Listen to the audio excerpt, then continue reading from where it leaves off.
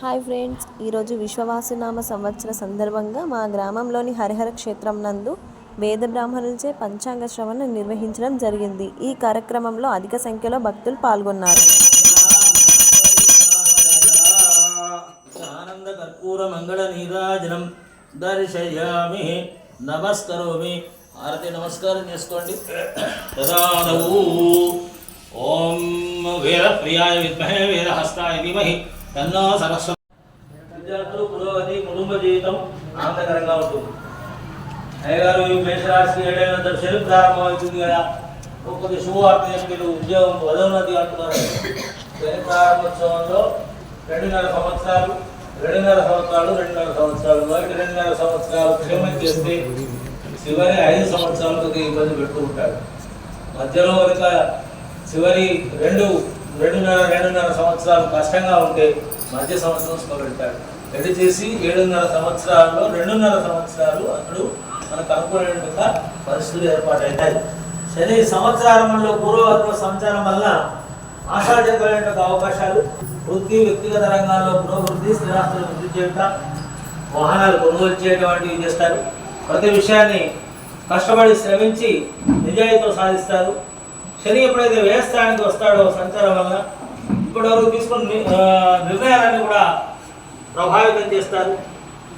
కొంత మేషరాశి వాళ్ళు చీకటి మార్గాల ద్వారా సంపాదించినట్టుగా ధనం బాగా వృద్ధి చేసుకుంటారు. చీకటి మార్గాలకి మీరు చెప్పాలంటే దాన్ని సంపాదించే అవకాశాలు బాగా ఉంటాయి. దీనివల్ల శత్రు వృద్ధి మరియు ఆందోళనలు కూడా ఉంటాయి. దీనివల్ల శత్రు వృద్ధి కూడా జరుగుతుంది, ఆందోళన కూడా ఉంటుంది. కొంత ఎప్పుడైతే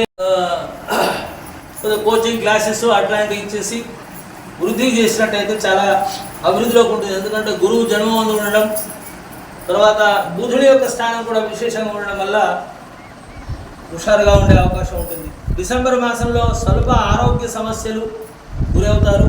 వ్యాపారంలో కొద్దిపాటు ఒడిదుడుకులు కలుగుతాయి. తర్వాత శని భాగ్య రాష్ట్రాధిపతి మార్చి నెలాఖరులో కూడా మీనరాశులకి దశమ స్థానంలో శని సంచారం వల్ల కోరికలను కూడా మిథున రాశి వాళ్ళకు నెరవేరుతాయి. ఈ సంవత్సరం మిథున రాశి వాళ్ళకు చాలా బాగానే ఉంది.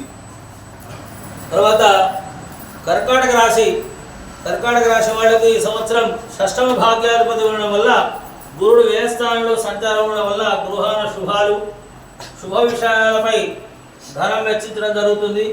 ఆరోగ్యంపై శ్రద్ధ తీసుకోవాల్సి వస్తుంది. దైవారాధన బాగా చేస్తారు.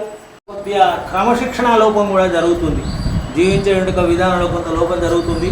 తర్వాత ధన విషయాల్లో ప్రతికూల పరిస్థితులు, ఖర్చులపై నియంత్రణ అవసరం, ఆరోగ్య సమస్యలు, నేత్ర సంబంధ రుగ్మతలు, విదేశీ నివాస అవకాశం, విదేశీ మార్గాల ద్వారా డబ్బు పొందే అవకాశాలు, 7వ నెల 11వ నెల మధ్యలో కొంత అనారోగ్యం. కాబట్టి వీటికి సంబంధించి శివారాధన, ఆంజనేయ ఆరాధన చేసుకున్నట్టయితే కొంత ఉపశమనం ఉంటుందని చెప్పని మనకు శాస్త్రం చెప్తుంది. వీరికి మిథున రాశిలో గురు సంచారం వలన, అంటే గురువు మారడం వల్ల కొంత సోమరితనం పెరిగే అవకాశం ఉంటుంది. ప్రతి పనిని కూడా వాయిదా వేయట, పనిచేసే చోట అధికారుల ఆగ్రహానికి గురి అవుట, ధార్మిక విషయాలు ప్రవేశించడం వల్ల కొంత సహోద్యోగులు అంటే ఉంటుంది, సమాజంలో గౌరవం ఉంటుంది. తర్వాత ఈ సమయంలో ఆరోగ్యాన్ని మాత్రం చాలా జాగ్రత్తగా చూసుకోవాలి. దానికి సంబంధించిన అనారోగ్యం ఏమిటంటే ఉదర సంబంధం, అంటే పొట్టకు సంబంధించినటువంటి వ్యాధులకు